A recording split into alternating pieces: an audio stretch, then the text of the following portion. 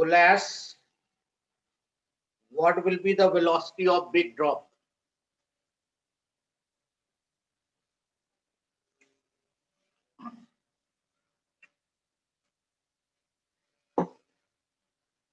तो 8 ड्रॉप्स, इस तरह की 8 आइडेंटिकल ड्रॉप्स हैं, सबका रेडियस r मान लो, और इनकी जो वेलोसिटी है टर्मिनल वो 10 सेंटीमीटर पर सेकेंड। तो इसके लिए फॉर्मूला लिख लो, 10 is equal to 2/9 r square rho minus sigma g upon eta, और ये सब कंबाइन होके एक बड़ी ड्रॉप बना दी। बड़ी ड्रॉप का रेडियस हो जाएगा कैपिटल R। तो terminal velocity 2/9 capital R square, liquid drop का जो मटेरियल है वो सेम रहेगा तो डेंसिटी सेम, और मीडियम भी सेम है तो सिग्मा भी सेम, ग्रेविटी सेम, और मीडियम की कोफिशिएंट ऑफ विस्कोसिटी भी सेम, और दोनों को डिवाइड कर दो 10/Vt, ये 2/9, ये पूरा cancel, r square by r square. आप बताओ रेडियस निकालो इसका। बड़ी ड्रॉप का रेडियस स्मॉल ड्रॉप के रेडियस के कंपैरिजन में कितना होगा? क्या चीज कंजर्व कराते हैं? Volume.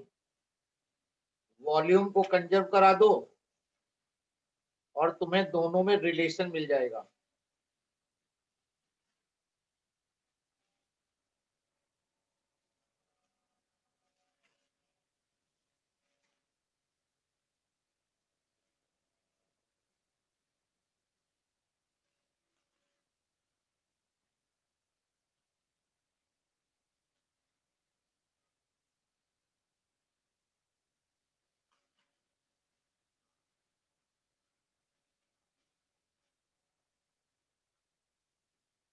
In combining process, volume remains same.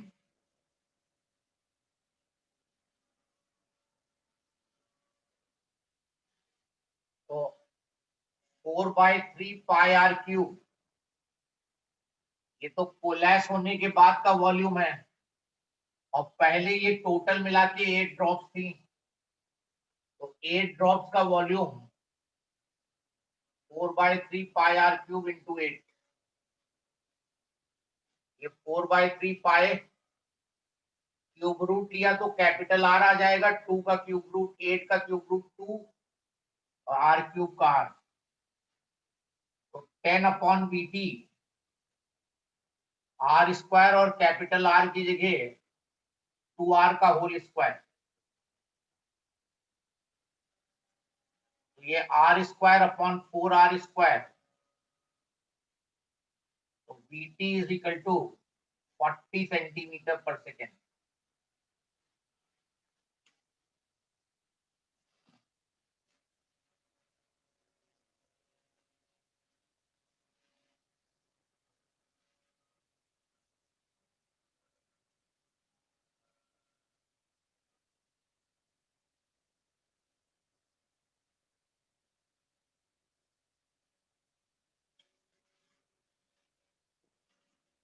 Any problem in this part? Yes, no response I am getting from your side. Yes, I got the answer. Got the answer? Okay.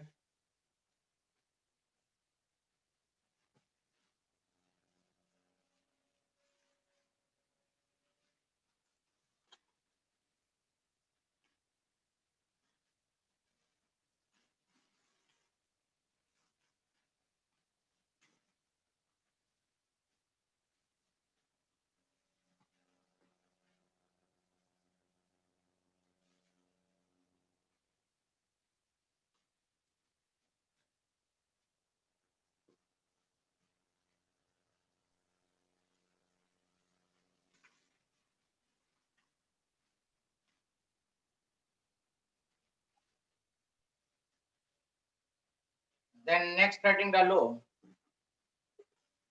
Turbulent flow,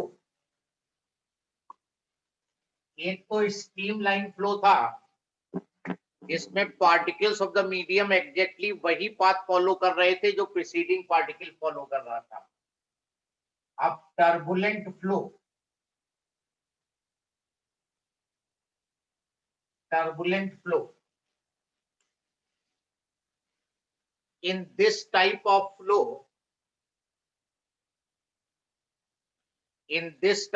flow, comma, the particles of the liquid follow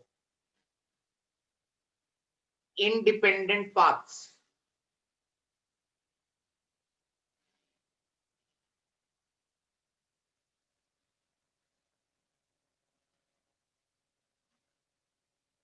And as such, intermingling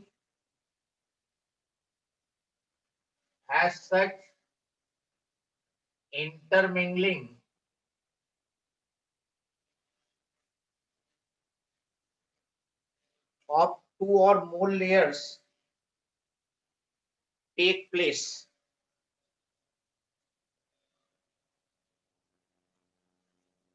This type of flow is called turbulent flow. ये pipe में जो liquid है उसका flow zig zag होगा, कोई particle किधर जा रहा होगा, कोई किधर जा रहा होगा। इस तरह के फ्लो को हम क्या बोलते हैं? Turbulent flow. जबकि दूसरा स्टार्टिंग में बताया था स्ट्रीम लाइन फ्लो, जिसमें all particles follow exactly the same path as the preceding particle. उसमें सारे पार्टिकल्स एक ही टाइप का पाथ फॉलो करते थे, लेकिन अगर path followed by different particles is different, तो इस टाइप के फ्लो को क्या बोलते हैं? Turbulent flow.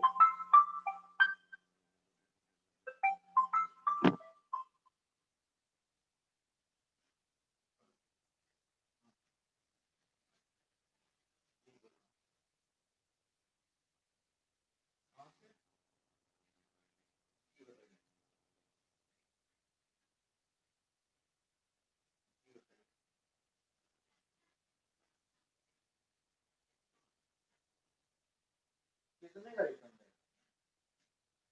कितने का रिफंड है?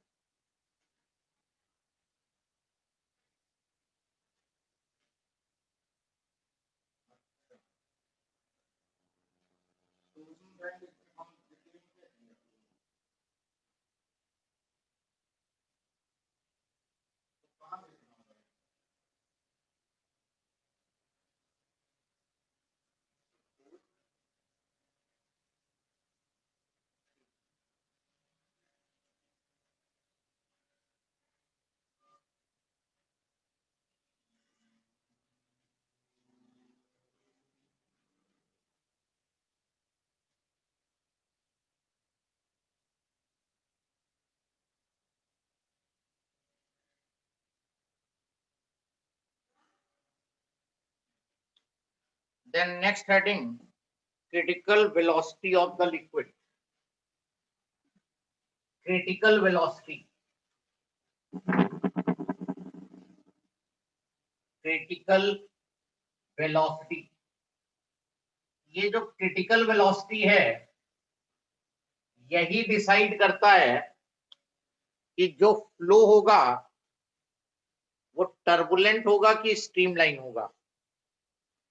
अगर फ्लो की वेलोसिटी क्रिटिकल वेलोसिटी से ज्यादा होगी तो फ्लो जो है वो टर्बुलेंट होगा, और अगर वेलोसिटी क्रिटिकल से कम होगी तो फ्लो जो है वो स्ट्रीमलाइन होगा।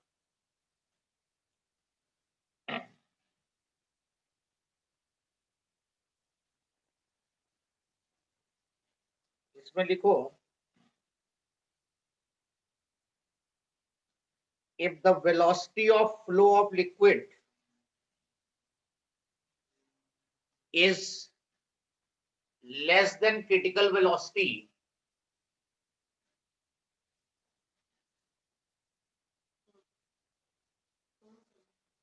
then flow will be streamlined, and if velocity is greater than critical velocity,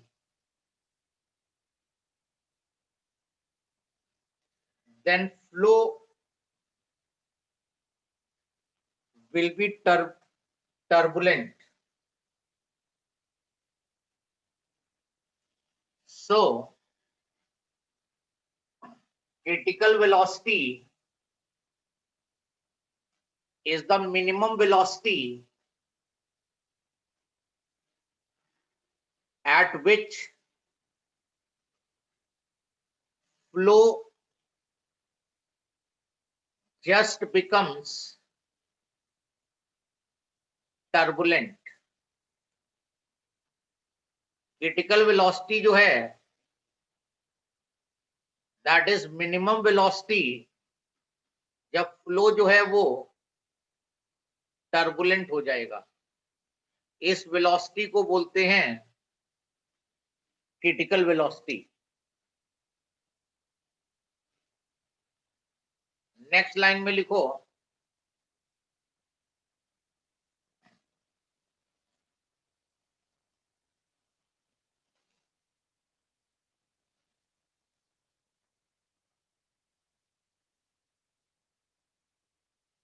the critical velocity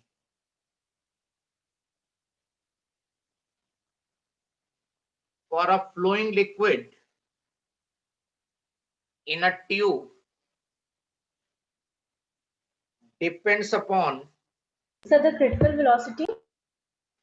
velocity for a liquid flowing in a tube depends upon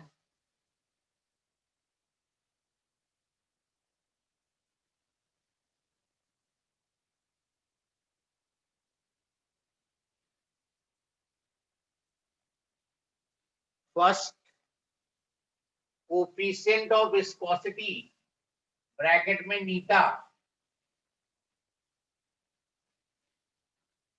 second density of the liquid bracket में रो, Sir, coefficient of viscosity नीटा ये sign है, coefficient of viscosity eta, second density of the liquid and bracket में rho, and third diameter of the tube capital D। तो इन तीन factors पे critical velocity की value depend करेगी। Coefficient of viscosity, how viscous is the liquid, density of liquid and diameter of the tube. तो critical velocity directly proportional to eta power A, rho power B, diameter power C. ये dimension में भी question हो सकता है, यहां भी हो सकता है। इन तीन फैक्टर्स पे डिपेंड कर रहा है। अब फॉर्मूला जब फ्रेम करोगे A times eta power A, density power B, diameter power सी।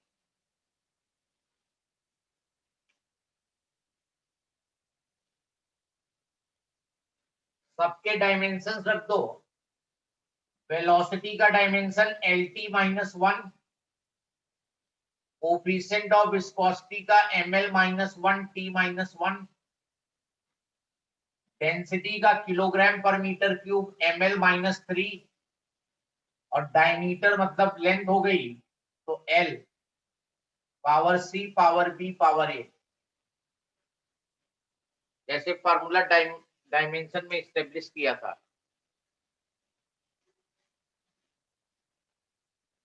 फिर इन सारे एक सिंगल ब्रैकेट में कर दो। मास का टोटल डायमेंशन A यहां से है, B यहां से है और यहां नहीं है। एल का चेक करो, -a -3b + c, और टाइम का -a। पहले स्टेप में प्रोपोर्शनलिटी, दूसरे में कांस्टेंट, फिर सबके डायमेंशन रख दोगे और राइट साइड में डायमेंशन क्लब कर दोगे, करस्पॉन्डिंग डायमेंशन। m की डायमेंशन a यहां से है और b यहां से है, l का -a -3b + c, और t केवल यहां पे है तो -a। क्योंकि लेफ्ट और राइट इक्वल हैं तो करस्पॉन्डिंग डायमेंशन इक्वल होंगे, तो a + b m का डायमेंशन है और यहाँ m है नहीं तो 0। -a -3b + c l का डायमेंशन और यहाँ 1 है, और -a t का डायमेंशन और यहाँ -1, तो a आ गया 1, पहला आंसर आ गया। इस वाली इक्वेशन से 1 + b = 0, b -1 आ गया, और इस वाले में पुट करो -1 -3 × 1 + c = 1, तो c आ जाएगा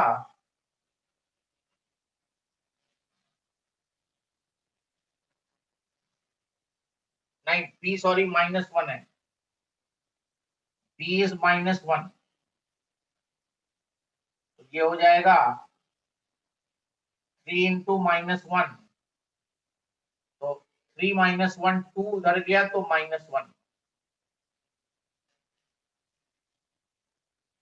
ये वैल्यूज हो गई। अब इन वैल्यूज को पुट कर दो फर्स्ट इक्वेशन में। Putting values of A B C in equation 1, तुम्हारा फार्मूला आ जाएगा a टाइम्स नीटा की power a density power b -1 diameter power c -1। जो माइनस पावर है वो नीचे चले जाएंगे और प्लस पावर ऊपर रह जाएगा, तो ये क्रिटिकल वेलोसिटी का फार्मूला हो गया। किसी भी फ्लो के लिए क्रिटिकल वेलोसिटी इस फार्मूले से निकल आएगी, और अगर एक्चुअल वेलोसिटी इस वेलोसिटी से ज्यादा आती है तो फ्लो टर्बुलेंट होगा, और अगर इससे कम आती है तो फ्लो जो है वो स्ट्रीमलाइन होगा।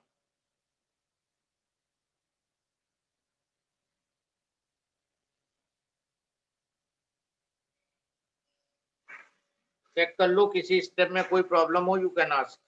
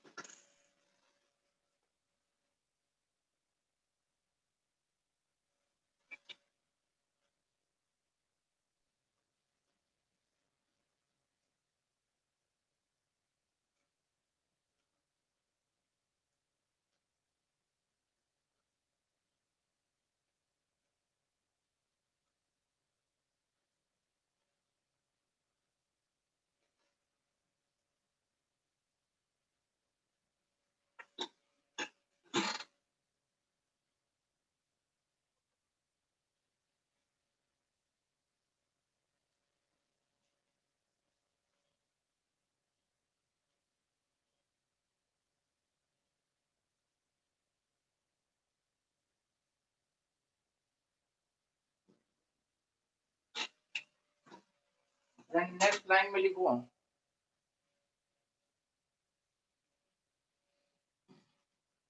the constant k is called The constant K is called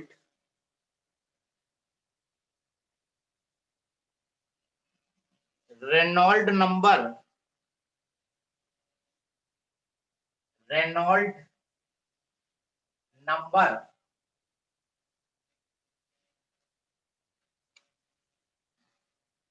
Constant K is called Reynolds number.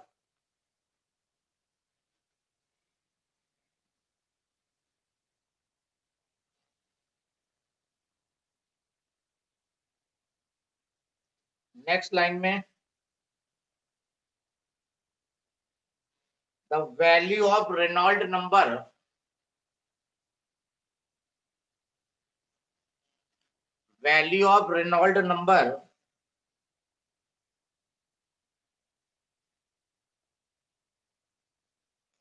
for a narrow tube and water is about 2000.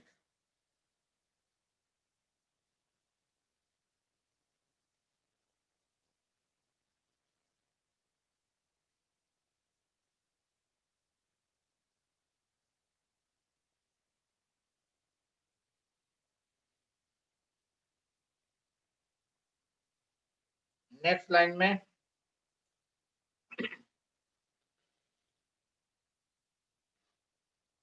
if the value of Reynolds number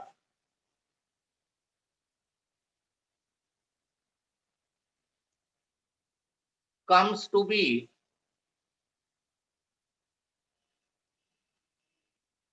less than Reynolds number for critical flow,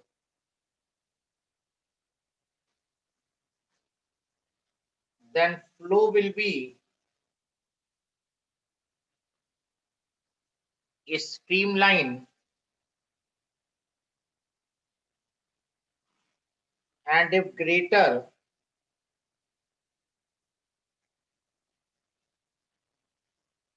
then flow will be turbulent.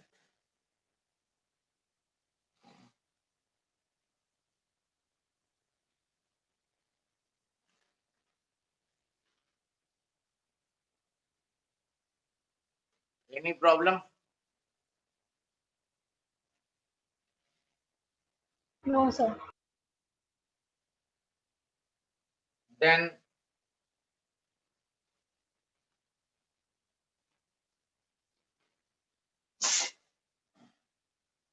dynamic uplift.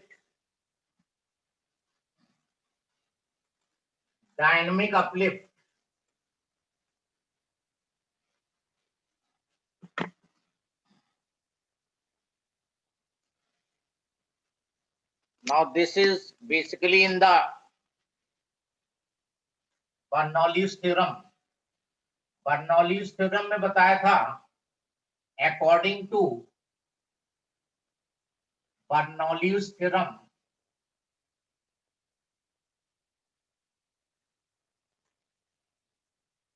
if velocity of flow is more then pressure will be less and vice versa.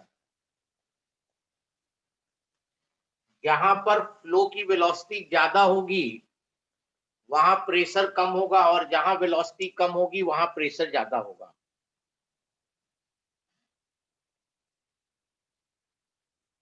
और according to continuity principle, according to principle of continuity,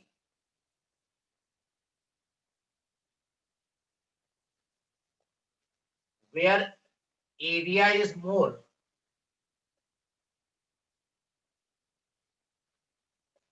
there velocity will be less. जहां area ज्यादा होगा वहां velocity कम होगी और जहां area कम होगा वहां वेलोसिटी ज्यादा होगी. तो तीनों रिलेटेड हो गए. जहां एरिया मोर वहां वेलोसिटी कम और वेलोसिटी कम तो प्रेशर ज्यादा. अब इसको डायनेमिक अपलिफ्ट में कैसे यूज होगा, जैसे मान लो ये कोई हट है,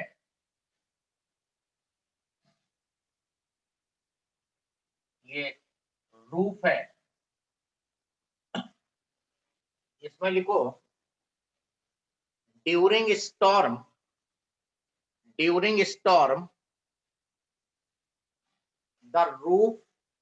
the roofs of houses blow off due to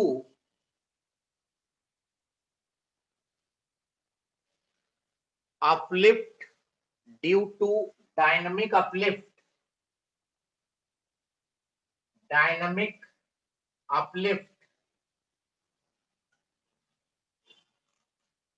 created by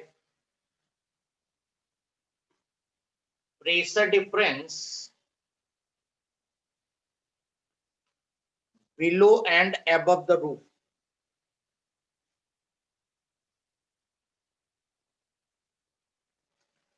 Now what happens during storm, जो एयर की वेलोसिटी है,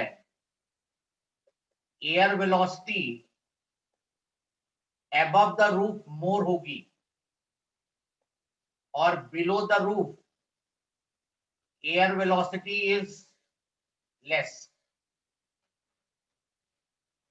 रूफ के ऊपर जो एयर का फ्लो होगा उसकी वेलोसिटी ज्यादा होगी और रूफ के बिलो वेलोसिटी लेस होगी। जब वेलोसिटी मोर होगी तो प्रेशर लेस होगा, ज्यादा वेलोसिटी है तो प्रेशर जो है कम होगा, और below the roof air velocity less तो प्रेशर मोर। तो रूफ के अबव प्रेशर कम हो जाता है और बिलो प्रेशर ज्यादा हो जाता है और फोर्स लगता है higher pressure to lower pressure. तो डायनेमिक ये जो फोर्स लगा इसकी वजह से ये रूफ जो है ये ब्लो अप कर जाएगी।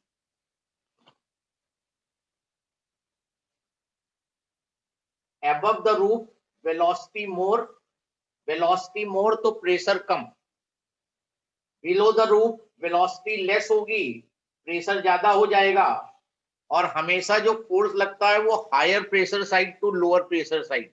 स्टॉर्म का कॉज ही यही है, जो स्टॉर्म आंधी आती है सर्टेन रीजन में प्रेशर कम होता है, दूसरे रीजन में प्रेशर बढ़ जाता है और उसकी वजह से एयर फ्लो करने लगती है higher pressure side to lower pressure side.